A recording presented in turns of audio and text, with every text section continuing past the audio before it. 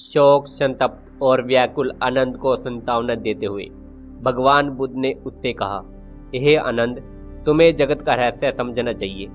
देखो, जो भी जन्म लेता है अवश्य मरता है। इस लोक में कुछ भी स्वाधीन नहीं है, कोई भी प्राणी अमर नहीं है। यदि प्राणी अमर होती तो जीवन परिवर्तनशील नहीं होता, फिर मुक्ति का महत्व क्या होता। हे आनंद, मैंने तुम्हें संपूर्ण मार्ग दिखा दिया है। बुद्ध किसी से कुछ भी नहीं छिपाता। मैं शरीर रखूं या छोड़ूं, मेरे लिए दोनों ही स्थितियां समान है।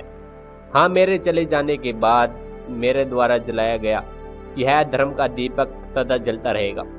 तुम उसी दीपक के प्रकाश में निर्विघ्न होकर अपने लक्ष्य को प्राप्त करो। मेरे जाने के बाद जो लोग इस धर्म के मार्ग में स्थिर रहेंगे वे निश्चित ही निर्वाण पद प्राप्त करेंगे। जब भगवान बुद्ध आनंद को समझा रहे थे, तभी उनका निर्वाण का समाचार सुनकर सभी लिच्छवी दौड़ते हुए वहां आ गए और भगवान को प्रणाम कर एक और खड़े हो गए।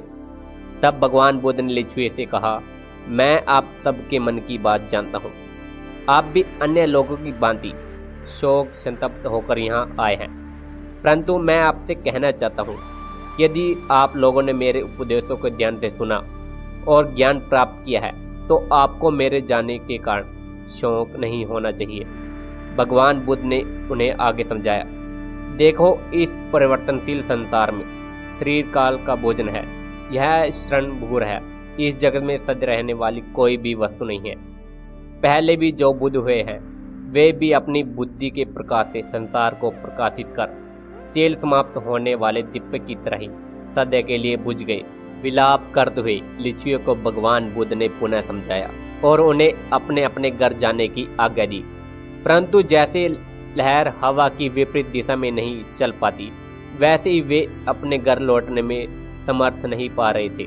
जैसे ही भगवान बुद्ध वैशाली नगर को छोड़कर आगे बढ़े, वह नगरी राहु द्वारा ग्रसित सूर्य के समान प्रभा शून्य हो गई। जैसे विद्या के बिना रूप, क्रिया के बिना ज्ञान, भक्ति के बिना बुद्धि, संस्कार के बिना शक्ति, सदाचार के बिना संपत्ति, श्रद्धा के बिना प्रेम, उद्योग के बिना लक्ष्मी, कर्म के बिना धर्म तथा वर्षा के बिना दान के खेत शोभाहीन लगते हैं, वैसे ही तथागत के बिना यह विशाली शोभाहीन हो गई।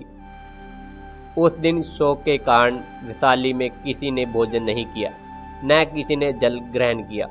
उधर तथागत ने नगर की सीमा पर आकर उसकी ओर मुंह करके कहा, हे वैशाली, अपने जीवन के शेष भाग में अब तुम्हें दोबारा नहीं देखूंगा, क्योंकि मैं अब निर्वाण के मार्ग पर जा रहा हूँ। उन्होंने अपने पीछे पीछे चले आ रहे सभी लोगों को समझाया, उन्हें अपने अपने घर लौट जाने को कहा और स्वयं भोगवती नगर की ओर चल पड़े। भोगवती नगर के कुछ समय रहने के बाद भगवान बुद्ध ने अपने अनुयायियों को उपदेश दिया और कहा, मेरे जाने के बाद आप लोग धर्म का अनुसरण करें। मैंने जो कुछ सूत्रों में बताया और जो विनय में है, आप उसी का अनुसरण कीजिए।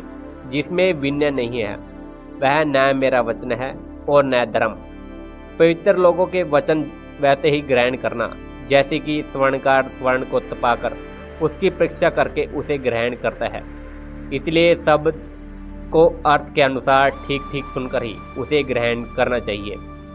जो शास्त्र को अनुचित रीति से ग्रहण करता है वह अपने को क्षति ही पहुंचाता है, जैसे तलवार को अनुचित रीति से ग्रहण करने वाला अपने को ही काट लेता है।